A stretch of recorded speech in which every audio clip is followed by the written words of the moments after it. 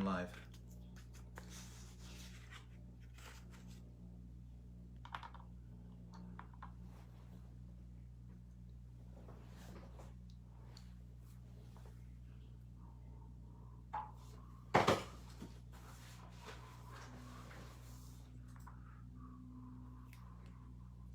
Hello Facebook people, hello Instagram people. We're getting going in a few minutes. Just wait for some more people to join us. We'll get busy.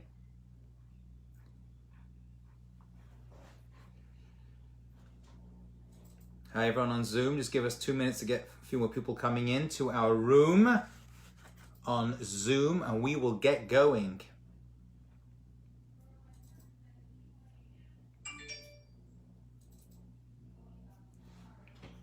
Who is that?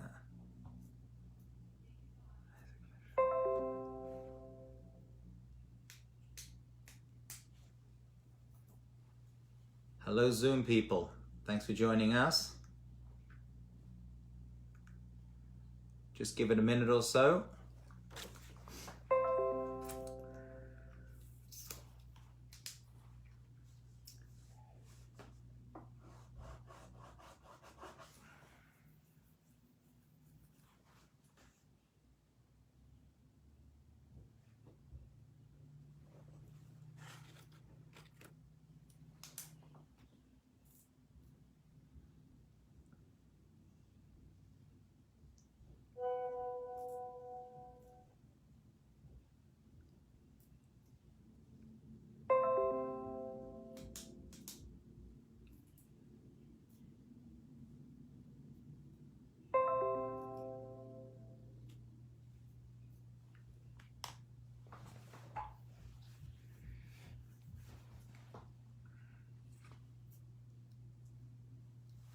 Okay, welcome to our Facebook people.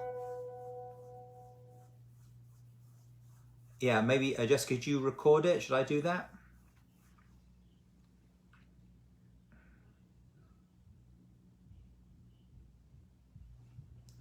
Okay, hi everyone on Instagram and Facebook and on Zoom. So today is part 2 of our discussion on getting better at being you, something we all need to work on. And today's discussion is probably the most difficult one that we could really get going on. It's something which I know each and every one of you is dealing with 24/7, not just because there's a pandemic and we're stuck inside our homes, but this is something which we are constantly, hopefully dealing with.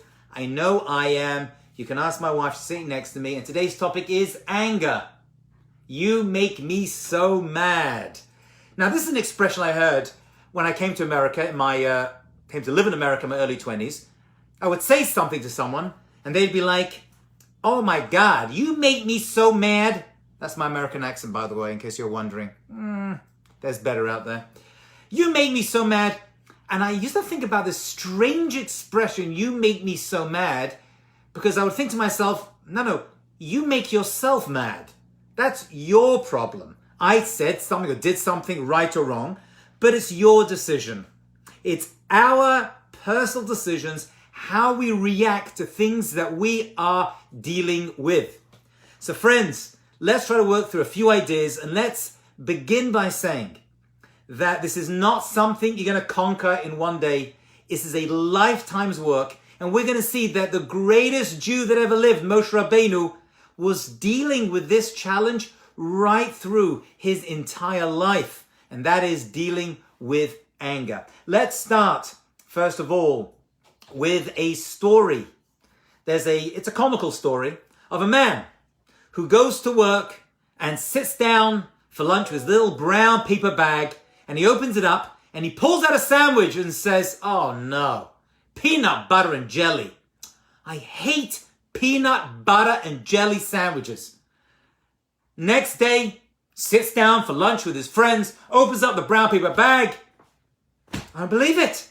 Peanut butter and jelly sandwiches again. I hate peanut butter and jelly sandwiches. The next day, he opens his paper bag, brings out the sandwich. There it is again. Peanut butter and jelly sandwiches. It drives me crazy. I hate peanut butter and jelly sandwiches. And one of his friends next to him says, David, Just ask your wife to make you a different type of sandwich. And he says, my wife? She doesn't make my sandwiches. I do. It's up to us. We are in control of our emotions. When we lose it, we can't say, you make me so mad. It's stuff that we have to deal with. And anger is something that is going to be with us 24/7. Stuff we're going to have to deal with. Let's begin with a very famous Mishnah in Pirkei Avot. The Mishnah in Pirkei Avot tells us right at the end of Ethics of the Fathers, there are 4 types of people in this world. You can divide the world into 4 groups. Forget the French and the Chinese and the British and Americans. Forget that. Forget even the different religions. The Mishnah says, really, this world is divided into 4 types of people. Check this out. Let's do this together. See if you can find yourself. Number 1, there are some people who get angry very, very quickly, but calm down very quickly. There are people who get angry slowly, but calm down slowly. Take some time to calm down. There are people who get angry quickly and calm down slowly. And there are people who get angry slowly, takes a lot to get angry, and calms down quickly. Those are the 4 types of people. Let's do them again. Quick to anger, slow to calm down. Slow to anger, but slow to calm down. Quick to anger, slow to calm down. Slow to anger, but quick to calm down. Those are the 4 types of people that we say in Judaism exist in this world. Now, I've always wondered about this. First of all, is that really good? I mean, what's the best of the 4? You tell me. What would you say is the best of these 4 groupings? And the answer is going to have to be the people who are very slow to anger. It takes them a long time to get angry, but once they reach that anger level, boop, they're quick to get over it. Interestingly, such a person, the Mishnah calls a chassid. That doesn't mean they walk around with a big furry hat and a long black coat. The Mishnah existed way before the Baal Shem Tov, Chassidut, even existed. I mean, this is a righteous person. And of course, the worst of the 4, says the Mishnah, is the person who is very, very quick to get angry. It takes them a long time. We all know those people. When they get angry, it takes them weeks, days, months, years, maybe even generations to get over their anger as they pass their anger down to their children and their grandchildren, and all the machloket and all the arguments gone from generation to generation. That is the Rasha, says the Mishnah. So first of all, the best is the person who has an anger problem, but it takes them a long time to get to that point, and once they get angry, they just get over it very quickly. The famous question on this Mishnah is, why are there only 4 categories of people? Why not 5? Why do we have a group of people who never get angry? And the answer is, you're going to have to say, no such person. Something we're all dealing with. And some of the greatest Jewish heroes and heroines of Jewish history had to deal with this trait of anger. I'll tell you a very unusual midrash that is quoted. Many people don't like this midrash. I don't know why. Personally, I find it amazing. It's about, this is pretty wild by the way, Moshe Rabbeinu and Paro. It says that Paro heard that a Redeemer had to come to save the Jewish people, and his name was Moshe Rabbeinu. And Paro wanted to know more about this individual, Moses. So he had certain people who had the ability to read a person's face, it's called Chochmat HaPartzuf, wisdom of the face, and to, by seeing the, I don't know what it is, maybe where the eyes are, creases in the forehead, the smile or lack thereof, could read a person's personality. And so he had these people who were experts. By the way, there's a chapter in the Kabbalistic book, the Zohar, that teaches people how to read faces. My wife doesn't need this. She has it intuitively. She can look at a person's face and tell you exactly what they are all about. True? And so Paro sends off these great artists to visit Moshe Rabbeinu and to draw his face. They would bring it back, and then his experts would read into these pictures. And they came back with the drawings of Moses, and the experts looked at the way Moshe Rabbeinu's face was organized. I don't know what they looked at, his eyes, his nose, his ears, whatever it was. I'm sure he had a good Jewish nose like me. And they said, what is it? And they said, that can't be the Redeemer of the Jewish people. He's got bad character flaws and he's got an anger problem.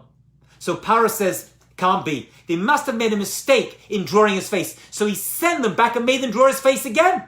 And they came back and they analyzed and it says, no, same thing. We have a problem over here. He has anger problems. Many years, months or maybe years later, Pharaoh met Moshe Rabbeinu and says, how can you be the redeemer of the Jewish people? I had my experts analyze your face, and they said that the character of your face meant that you were dealing with anger problems. And Moshe Rabbeinu says, they're right.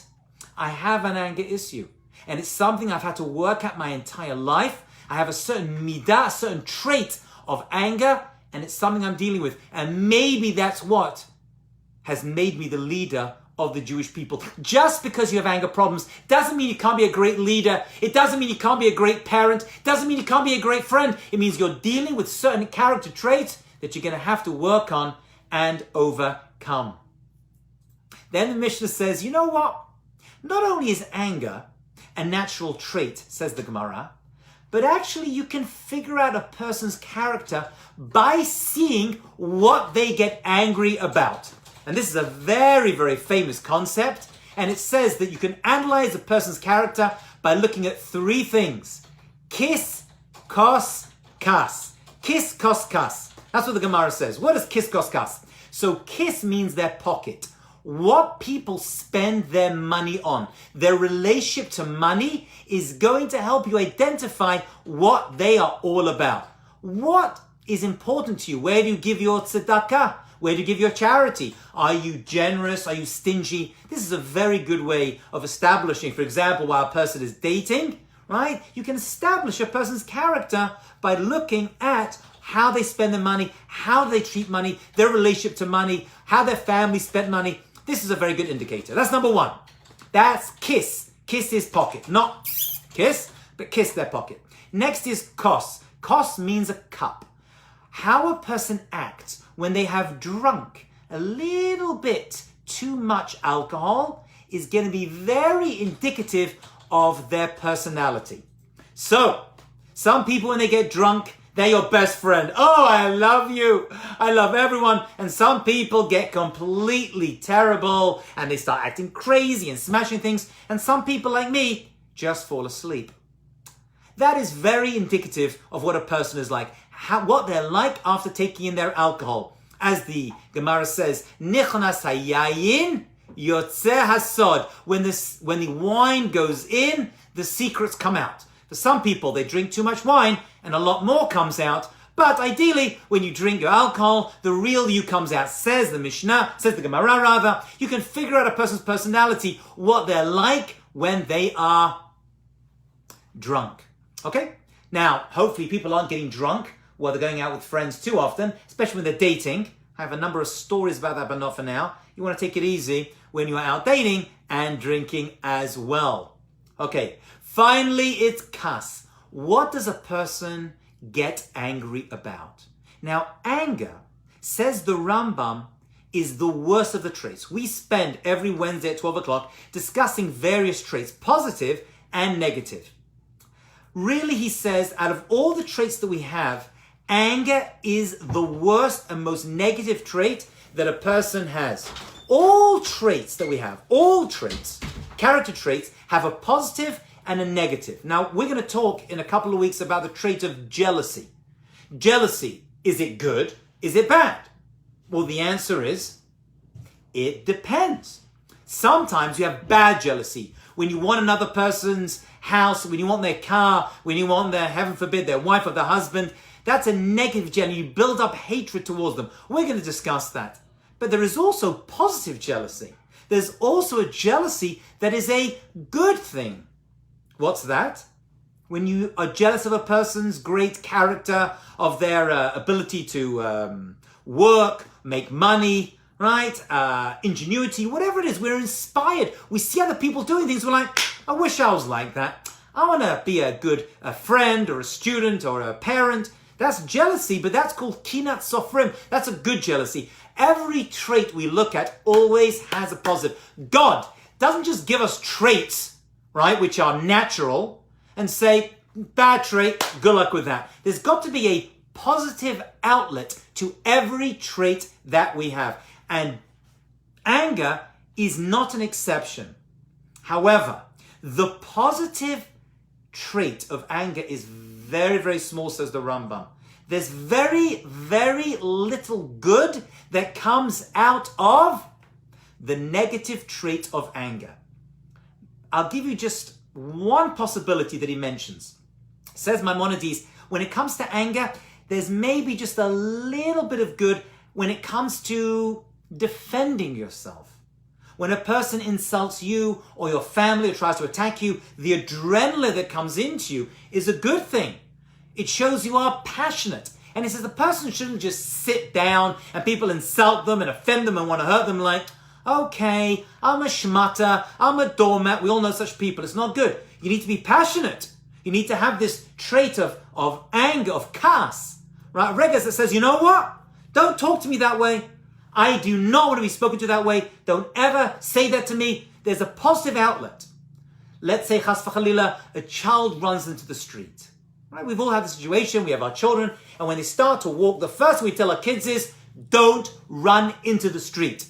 Now, when we tell them this, we don't say it like nicely, like, okay, don't forget, don't run into the street because the car's going to come and squish you and make you into road pizza, chas v'shalom. We say strictly, don't run to the street. Don't do that. And if a child does that, you can't just be all passive. You've got to get angry. Anger is there as an educational tool. It shows you really care about something. Getting angry has to be limited to those moments when somebody has done something especially life-threatening that shows I'm there to teach you this is not the way. Sometimes it's got to be shown, but really, now this is the hard part. This is all difficult, by the way. It's pure exterior. It's pure exterior. Inside, you're meant to be calm and at peace.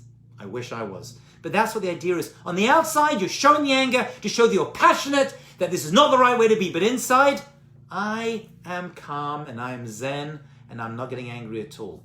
In order to impress upon you the importance of what we're dealing with right now.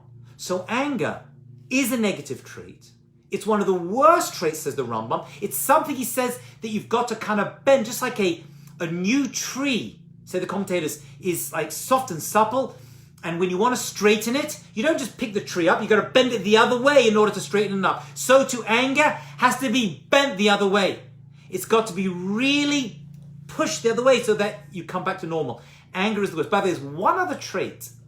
There's one other trait that is connected to anger. The Rambam, Maimonides, connects it and says anger has to be pushed the other way. But there's one other trait that also you've got to stay far away from that is actually related to anger. Most people don't realize it is related to anger. And that is the trait of ego, ga'ava. People get angry, which we all do all the time.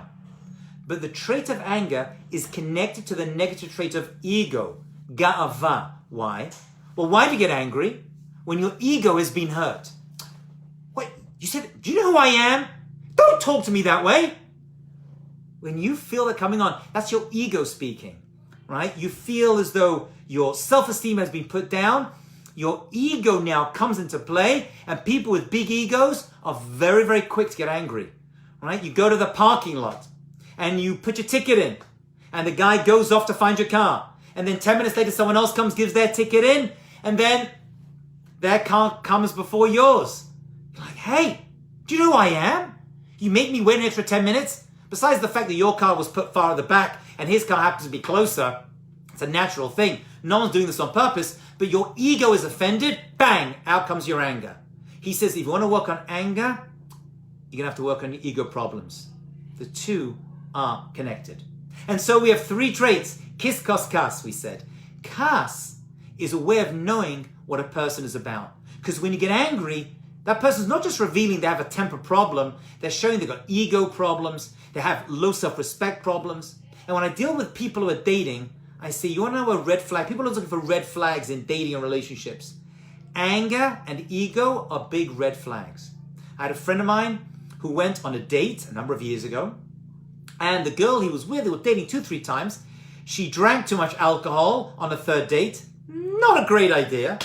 And during the date, the waitress spilled some wine on her dress completely accidentally. The girl went crazy with her, shouting and screaming. And the poor waitress, it was an accident. And eventually the manager to come out, and he offered them a free meal. He offered her to clean her dress and to buy a dress. And she just completely lost it with this poor way, crushed the poor girl, killed her publicly in front of all these people.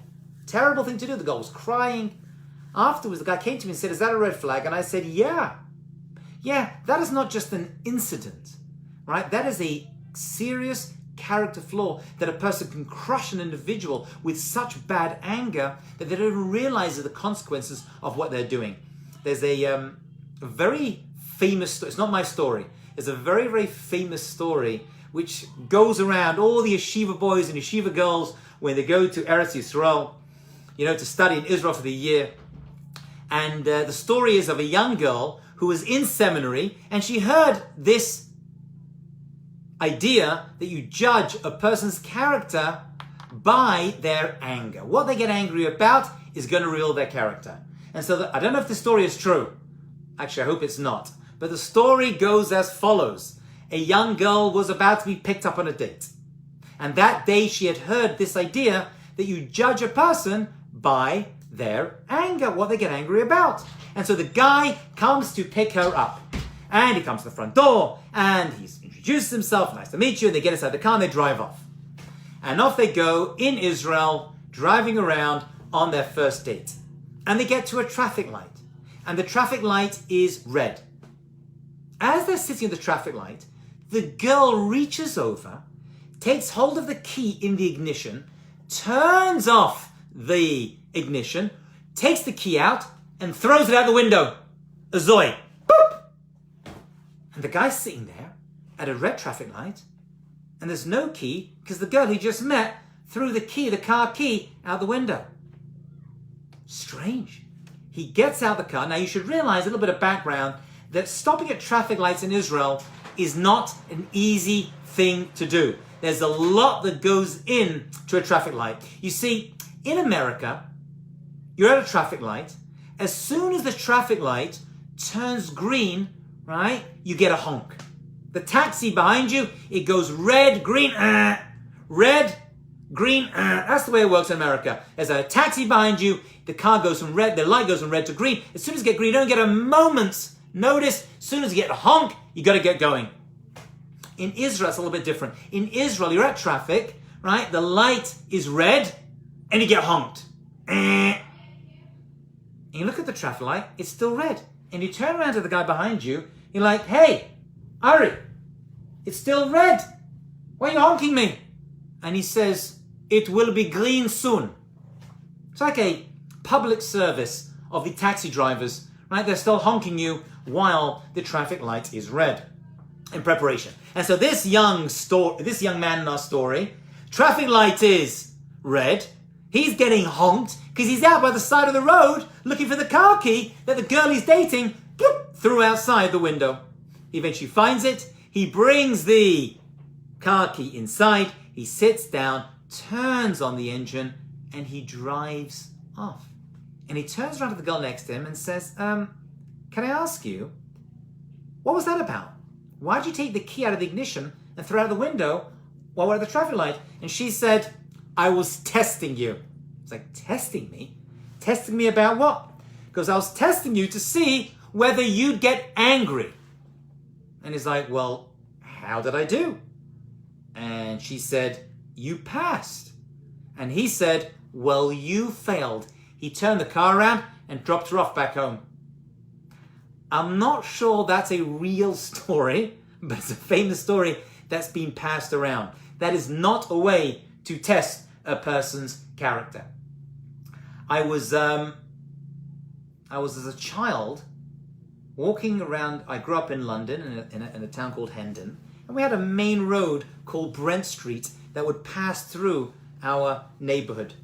And this story, I find, illustrates the idea that people who say to me, "You know what? Getting angry, it's a natural trait. It's a natural thing. We all do it. And therefore, you can't expect us to control it." And yet, throughout Jewish writings, for thousands of years, it all seems to say that people have a responsibility to somehow control their anger.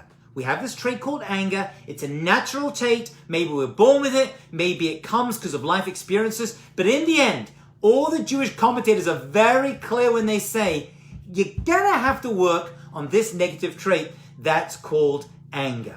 Okay? So I thought about this, and people have said to me, no, if it's natural, therefore we have to express it. You get angry, let it out. Shout, scream, smash things. It's all good. It's all healthy. And I'm like, well, maybe there is. Maybe there is a way to control our anger. I remember when I grew up in my town, Hendon, on Brent Street. It was a very busy street. Highway, and had all the kosher stores and bakeries and restaurants, you know. So you can imagine the traffic and the driving of the Jewish people on that street. Let's not discuss that right now, but you can imagine. And I remember as a kid, maybe I was like 8, 9 years old, I saw the following incident. Listen to this amazing story. This is very telling and reveals a lot to us. There was a car with another car that were like kind of moving forward in the traffic, and one of the cars was honking the other car, all right, and trying to overtake it, which was illegal on the street. And the other car kept going in front, and this one going in front. They were honking and bang. And we were watching this as they were inching down the street, and I was watching this constant fight, battle between these two cars, you know, and things were heating up a little bit. Suddenly, the small car pulled up in front of the big car and blocked it on the street.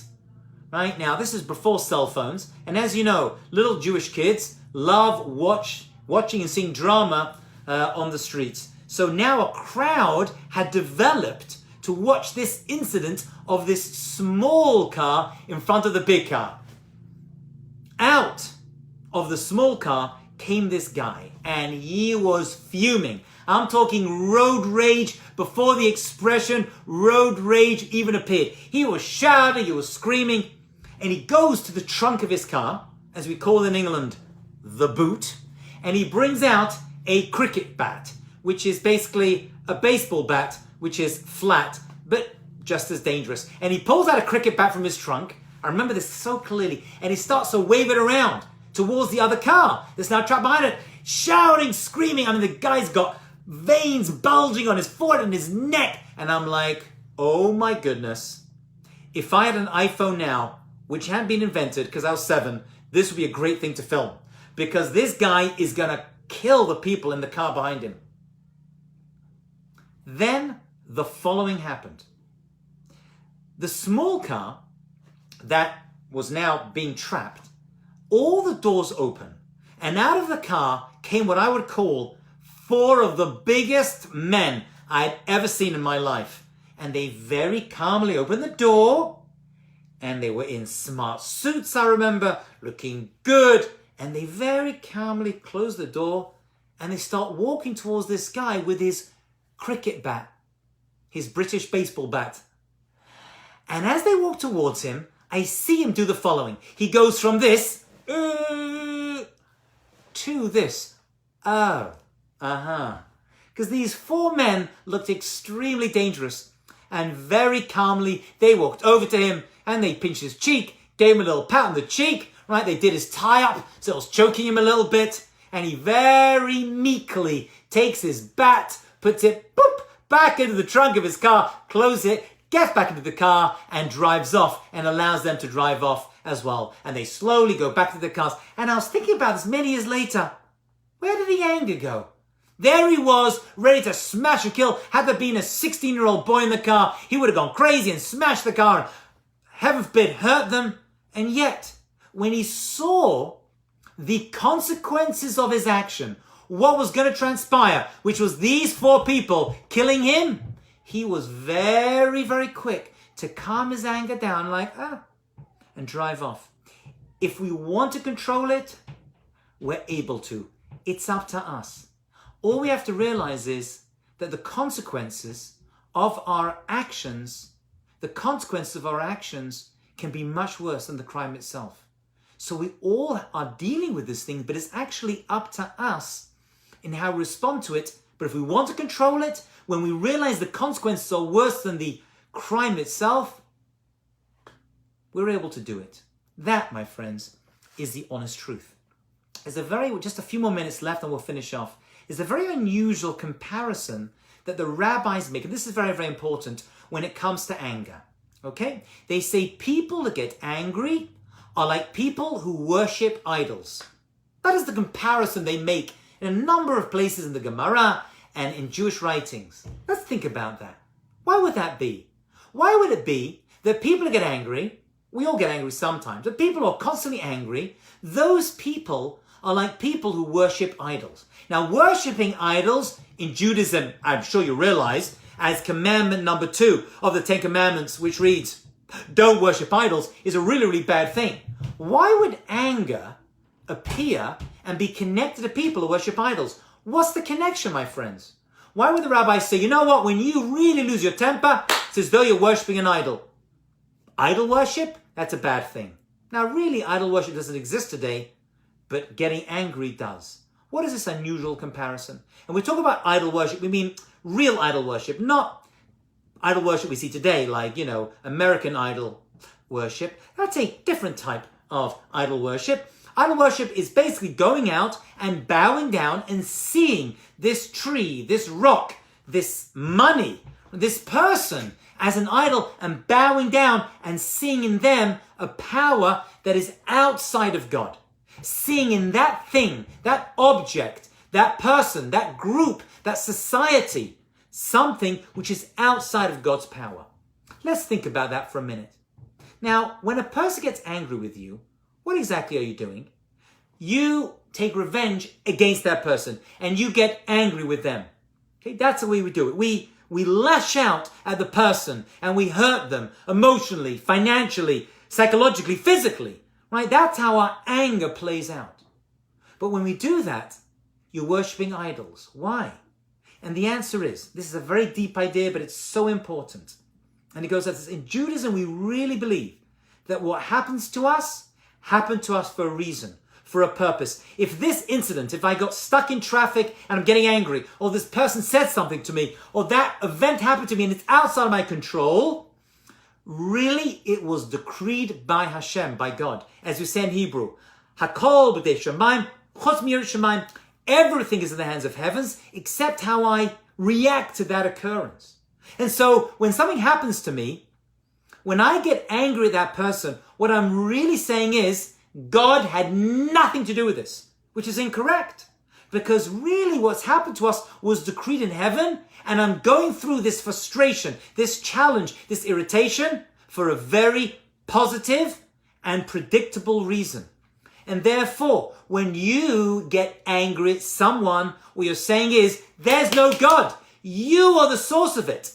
But the answer is no, they're not. They were just the tool that was used to get you to fix your character, to get you to fix your anger problems. And so when you get angry, it's as though you're worshipping idols because you're saying in your mind, there's no God, things just happen, it's all coincidence, it's all chance. And we believe that everything that happens to us happens for a reason, happens for a purpose, and is a chance, is an opportunity and a possibility for us to work on our midot, on our character traits.